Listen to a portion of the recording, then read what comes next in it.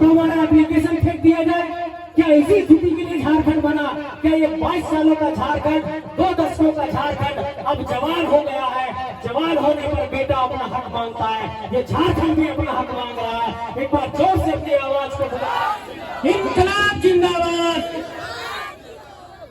पिटरवार की इस धरती को झारखंडी जोहार करता हूँ, नमन करता हूँ, प्रणाम करता हूँ। और इस इलाके के तमाम माताएं बहनें जो यहाँ पर पहुंची हैं, हमारे भाई बहन, तमाम लोग, जितने लोग भी पहुंचे हैं, उन सबको मेरा प्रणाम है, मेरा जोहार है। जयराम भाई ने बहुत लंबे समय तक अपनी बातों को रखा, मैं बहुत ध्यान से सुन रहा था। और इस आंदोलन के प्रारंभ से ही, जब से ये आंदोलन की शुरुआत हुई है, इससे मैं जुड़ा रहा हूँ। एक बात मैं ये कहना चाहता हूँ कि अगर पिटरवार के लोगों की ये जमीन यहाँ पर जा रही है, अगर हाईवे का चौड़ीकरण हो रहा है, और जिस आर्टिकल, जिस कॉन्स्टिट्यूशन में जिस आर्टिकल अनुच्छेद का जो जिक्र किया जयराम भाई ने, मैं ये मानता हूं कि अगर जमीन हमारी है तो फैसला हमारा होगा, जमीन हमारी है तो दर हमारा होगा, जमीन हमारी है तो निर्णय हम लेंगे। ये अब नहीं चलेगा कि जमीन हमारी है और रेट कोई और तय करेगा। एक बात इस पर समझिए, मैं इस पर कुछ नीतिगत बात आपको समझाने की कोशिश कर रहा हूं। इसको समझिएगा कि किस तरीके से इस पर एक तरीके से आप लोगों को सिकंजे में कसने की कोशिश की जाती है। जब कोई हाईवे बनना होता है तो national highway authority of India, जिसको राष्ट्रीय राजमार्ग प्राधिकरण कहते हैं, वो यहाँ से रिपोर्ट भेजती है। उसकी यूनिट स्टेट में है, यहाँ पर राज्य में उसकी इकाई रहती है। वो उसका प्रपोजल भेजती है कि हम यहाँ से हाईवे बनाना चाहते हैं, यहाँ पर जमीन चाहिए। वहाँ के लोकल सीओ से वो रिपोर्ट ली जाती है, उसके बाद वो दिल्ली जाता है, उसके बाद अधिग्रहण का प्रस्ताव आता है, उसके बाद स्टेट गवर्नमेंट के पास पहुँचता है, मुख्य सचिव के पास पहुँचता है, उसके बाद फिर वो जिला के डीसी के पास पहुँचता है, फिर जिला में जिला भू अर्जन पदाधिकारी को ये जिम्मेवारी दी जाती है कि जमीन दीजिए हमें अधिग्रहण करके। उस पर फिर सीओ साहब अधिग्रहण करने के लिए आते हैं और फिर मुआवजा तय होता है। लेकिन ये समझना होगा कि अगर झारखंड की धरती पर किसी का जमीन अधिग्रहण किया जा रहा है, चाहे जिस तरीके से चांदी डैम की बात की गई, डीवीसी की बात की गई, एचईसी की बात की गई, वेदांता की बात की गई, उन तमाम कंपनियों की बात की गई, आखिर इस अधिग्रहण में हमें क्या मिला है, हमें हमारे जमीन के बाद क्या मिला है, इस बात पर भी सोचने की जरूरत है। जयराम भाई संघर्ष की बात कर रहे थे, अभी कुछ दिनों पहले का मैं अपना एक अनुभव साझा कर रहा हूँ। मैं भारत का प्रतिनिधित्व कर रहा था, दुबई कॉन्फ्रेंस में गया था, यूनाइटेड नेशन का एक कॉन्फ्रेंस था वहाँ पर इजराइल और फिलिस्तीन के संघर्ष के बारे में चर्चा हो रही थी। उस वक्त मेरे जहन में ये सवाल था कि जो ये भीड़ यहाँ पर संघर्ष कर रही है, वो हमारा भी संघर्ष छोटा नहीं है, हमारा भी संघर्ष एक वैश्विक स्तर पर ये गूंजना चाहिए कि हम क्यों इतना संघर्ष कर रहे हैं, क्यों हम सड़कों पर उतर रहे हैं, क्यों हम अपने हक की मांग कर रहे हैं। इस बात पर भी गौर करना होगा और उन तमाम लोगों को, चाहे वो अफसर हो, ऑफिसर हो, डीसी हो, एसपी हो, इस बात पर उनको गौर करना होगा कि जो हमारी सांस्कृतिक मौलिकता की बात है, जो भाषा की बात है, जिस भाषा के लिए हम लड़ रहे हैं, जिस अपने कल्चर के लिए लड़ रहे हैं, जिस संस्कृति के लिए लड़ रहे हैं, जिस हम अपने वातावरण को बनाए रखने के लिए लड़ रहे हैं, ये लड़ाई की भावना को समझना पड़ेगा। और पिछले 1 वर्ष से झारखंड के तमाम इलाकों में आंदोलन चल रहा है। इस आंदोलन पर सरकार को भी गंभीरता बरतने की जरूरत है। लेकिन एक बात मैं ये कहना चाहूंगा कि हर जो आंदोलन होता है वो काल और परिस्थितियों के अनुसार होता है। झारखंड की काल और परिस्थिति ये है कि 2 दशकों के इस दौर में झारखंड के भीतर, चाहे वो रघुनाथ महतो हो, चाहे विनोद बिहारी महतो हो, चाहे बिरसा मुंडा हो, चाहे जयपाल सिंह मुंडा हो, चाहे तिलका घड़िया हो, चाहे वो तमाम क्रांतिकारी हो, उनके इतिहास का अनुसरण करते हुए हमें आगे बढ़ना होगा। और ये भी गौर करना होगा कि आखिर ऐसा कैसे हो गया कि जब सिद्धू कान्हू ने पहली बार स्वतंत्रता संग्राम की लड़ाई लड़ी, जब संथाल विद्रोह हुआ, तो ये कहां से आ गया कि 1857 की क्रांति पहली क्रांति थी। इसका मतलब इतिहास के पन्ने में भी हमारे इतिहास को झुटलाया गया है। इन सारे सवालों पर भी आपको गौर करना होगा और इन सारे सवालों को भी समझना होगा। इस बात पर भी गौर करना होगा कि रघुनाथ महतो कौन थे। इस बात पर भी गौर करना होगा कि जिसने पढ़ो और लड़ो का नारा दिया, जिस विनोद बाबू ने पढ़ो और लड़ो का नारा दिया, आज अगर उनकी ही पार्टी, उनके द्वारा बनाई गई पार्टी की सरकार है तो वो सरकार हमारा कितना सोच रही है, इस पहलू पर भी आपको विचार करना होगा, इस पहलू पर भी आपको सोचना होगा। मेरे साथियों, झारखंड को अगर समझना है तो झारखंड की अगर भाईचारगी को समझना है और झारखंड के आक्रोश को समझना है तो इसको मैं कुछ छोटे से उदाहरण से समझाना चाहता हूँ। जब अखड़ा में हम लोग नाचते हैं तो हाथ से हाथ जोड़ करके ऐसे नाचते हैं।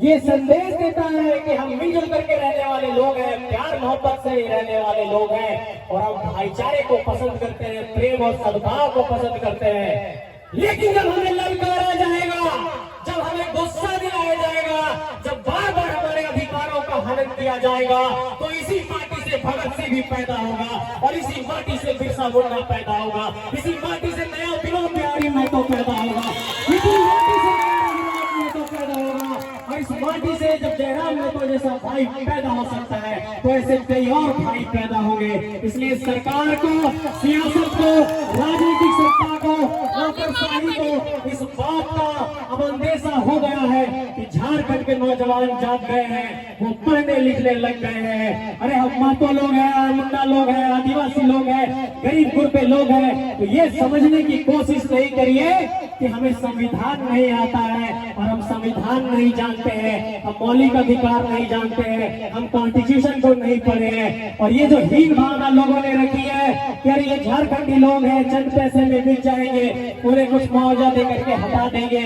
ये आपने सदियों सदियों तक किया है, लेकिन अब ये नहीं चलेगा। इसलिए मेरी माताएं बहनें एक बार जोर से बोलिए आप लोग, इंकलाब जिंदाबाद, इंकलाब जिंदाबाद। क्या आप लोग लड़ने के लिए तैयार है झारखंडी माटी के लिए? लेकिन एक बात और कहना चाहूंगा कि कई बार हमारे भाई को मैंने सुना कि वो मार्टिन लूथर का जिक्र करते हैं, नेल्सन मंडेला का जिक्र करते हैं, गांधी का जिक्र करते हैं, भगत सिंह का जिक्र करते हैं। इन विचारों को आप लोग पढ़िएगा भी और जीवन में कब कितना भगत सिंह बनना है, कब कितना गांधी बनना है, कब कितना नेल्सन मंडेला बनना है, कब कितना मार्टिन लूथर बनना है, इस बात का भी आकलन करिएगा। हम लोग हमेशा गुस्से में रहेंगे, हमेशा आक्रोश में रहेंगे तो हो सकता है उसका कोई फायदा उठा ले। इसलिए गांधी के विचारों की भी प्रासंगिकता रहनी चाहिए, भगत सिंह के विचारों की भी प्रासंगिकता रहनी चाहिए और सबके विचारों का समावेश हमारे आंदोलन में दिखना चाहिए ताकि हम वैचारिक तौर पर भी समृद्ध बन सके, ताकि हम विचारों से भी मजबूत बन सके, ताकि हम लोगों से जब लड़े तो कानूनी तौर पर भी हम लड़ सके। इन सारे सवालों पर भी गौर करिएगा। और एक छोटी बात और कहना चाहूंगा कि हम लोग लगातार कहते हैं कि हमें नौकरी नहीं मिल रही है, नौकरी के लिए हम लोग यहाँ पर लड़ रहे हैं, यहाँ पर परीक्षाएं हो रही है तो बार बार परीक्षाओं का परिणाम कैंसिल हो जा रहा है। ऐसी बहुत सारी परिस्थितियां हैं, लेकिन कुछ छोटी छोटी बातें हैं जिस पर गौर करना होगा। और खासकर अपनी बहनों से मैं कहना चाहूंगा, जो मेरी बहन यहाँ पर है, मान लिया जाए उनकी शादी हो जाएगी कुछ साल बाद, आमतौर पर ऐसा होता है कि हम शादी होने के बाद अगर हमारा नाम है रीना कुमारी तो हम लोग करते हैं ससुराल में जाकर के रीना देवी कर देते हैं। ऐसी गलती कभी नहीं करनी है। इन सारे गलतियों का शासन प्रशासन के लोग लाभ उठाते हैं कि तुम्हारा तो नाम वहाँ पर रीना कुमारी था, यहाँ रीना देवी कैसे हो गया, तुमको ये एप्लीकेशन रिजेक्ट करते हैं, तुम्हें यहाँ नौकरी नहीं मिलेगी। इन छोटी छोटी बातों पर भी ध्यान देना है और इस बात का हमेशा ख्याल रखिएगा कि जब भी कोई गाँव से जब बाहर जाते हैं तो पति का नाम हम लोग जोड़ने लगते हैं, लेकिन हमेशा से सर्टिफिकेट में भी इस बात का ध्यान दीजिएगा कि उस पर पिता का नाम होना चाहिए, पति का नाम नहीं जोड़ना है। ये छोटी छोटी बातों को भी समझना पड़ेगा, क्योंकि आप जब फॉर्म भरेंगे नौकरी के लिए जाएंगे तो जो पहली क्राइटेरिया है फॉर्म भरने की वहीं पर आपको रिजेक्ट कर दिया जाएगा। आप परीक्षा दे ही नहीं पाएंगे, कंपटीशन में जा ही नहीं पाएंगे, तो आप परीक्षा पास कैसे करेंगे। इन सब कारणों से भी हम लोग पिछड़ रहे हैं। इन सारे सवालों पर भी आपको सोचना पड़ेगा।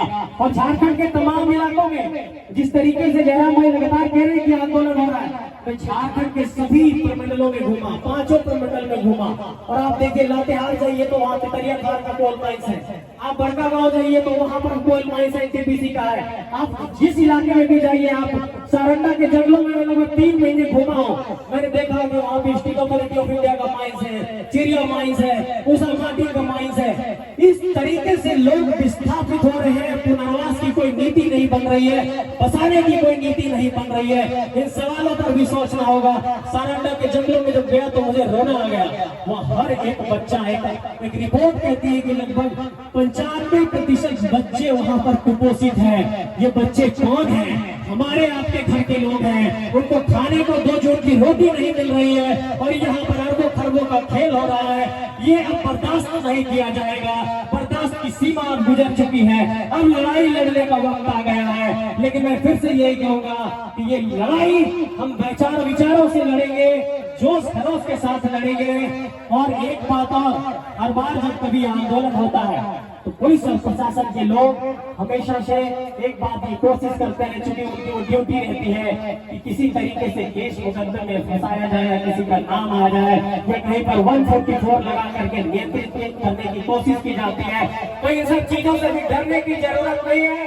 हम लोग की टीम में भी कानून के जानकार लोग हैं और आपका भाई भी कानून का ही विद्यार्थी है, इसलिए डरने की जरूरत नहीं है। जिस मोड़ पर, जहाँ पर, जिस रूप में जैसे भी जरूरत पड़ेगी, हम लोग अपना सहयोग देने के लिए तैयार है, हर मोड़ पर लड़ने को तैयार है। और ये एक सामूहिक आंदोलन है। मुझे सूचना मिली है कि कई लोग सिर्फ अखबारों में नाम और अपने लोकप्रियता के लिए इस आंदोलन को छेड़ने की कोशिश कर रहे थे। कई लोग बिखरे हैं, लेकिन इन सारे सवालों पर भी सोचना होगा कि हम आपस में ही बिखर जाएंगे तो कैसे आंदोलन आगे बढ़ेगा। इसलिए सबको मिलजुल कर आगे बढ़ाना है और सबको मिलजुल करके आगे बढ़ना है। और हर आंदोलन में एक नेतृत्व करता होता है, हर आंदोलन में एक नेतृत्व करने वाला पैदा होता है। ये हमारी खुशकिस्मती है कि जनाब सामने आया है जो लगातार संघर्ष कर रहा है।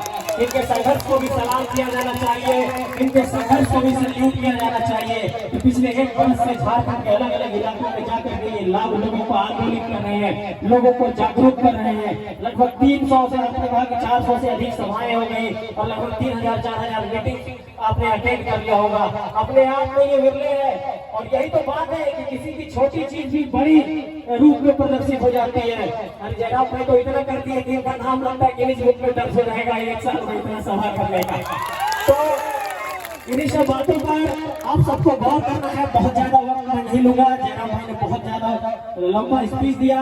अंत में मैं यही कहना चाहूंगा, इस पिटरवार की धरती पर अगर भूमि अधिग्रहण हो रहा है, यहाँ पर हाईवे बनना है, तो इस सवाल पर भी सरकार को सोचना होगा कि हमारा रोजगार का क्या होगा। और एक बात समझिए कि जब जमीन हम लोग देते हैं तो वो पीढ़ियों तक कमाने का एक जरिया खत्म हो जाता है। जमीन हर पीढ़ी में स्थानांतरित होती रहती है, लेकिन आज की स्थिति क्या है? आप किसी बड़का गांव के आदमी से पूछिए, मैं आप पूछता हूँ लोगों से, वो जाते हैं एनटीपीसी के दरवाजे तक, उनका एप्लीकेशन उन्हें डस्टबिन में फेंक दिया जाता है और पता चलता है कि उनका 20 एकड़ वहां पर जमीन गया है। क्या हमने जमीन इसीलिए दिया था कि अगर एक गार्ड की भी छोटी सी नौकरी मांगने जाए तो हमारा एप्लीकेशन फेंक दिया जाए? क्या इसी स्थिति के लिए झारखंड बना? क्या ये 22 सालों का झारखंड, 2 दशकों का झारखंड अब जवान हो गया है? जवान होने पर बेटा अपना हक मांगता है, ये झारखंड भी अपना हक मांग रहा है। एक बार जोर से अपनी आवाज को बुलंद करिए और हाथ को बुलंद करिए कि झारखंड के लिए हम लड़ेंगे, झारखंडी हक के लिए लड़ेंगे, झारखंडी माटी के लिए लड़ेंगे, झारखंडी माटी के हक अधिकार के लिए लड़ेंगे। एक बार जोर से बोलिए, जोहार झारखंड, जोहार झारखंड। विनोद बिहारी महतो, विनोद बिहारी महतो, शहीद रघुनाथ महतो, बिरसा मुंडा, बिरसा मुंडा, सिद्धू कानू, सिद्धू कानू। आप सबको बहुत बहुत जोहार, आप सबको मेरा प्रणाम। फिर से कभी मिलेंगे और अपनी बातों में रखेंगे। इस पिटरवार की इस क्रांतिकारी जनता को मेरा प्रणाम है। शीश झुकाकर आप सभी माता बहनों को मेरा प्रणाम है। बहुत बहुत जोहार।